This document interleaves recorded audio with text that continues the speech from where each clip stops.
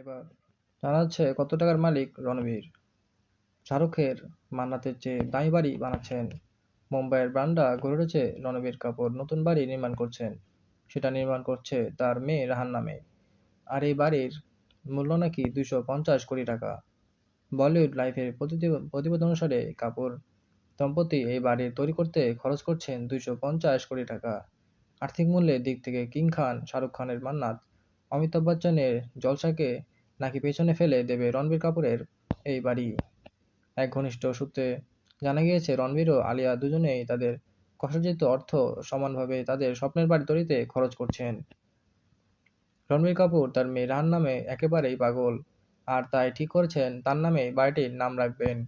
এই বিশাল বাংলোর পাশাপাশি আলিয়া ও রণবীর দুজনেরই বান্ডা এলাকায় 4টি ফ্ল্যাট রয়েছে, যার মূল্য প্রায় 60 কোটি টাকারও বেশি।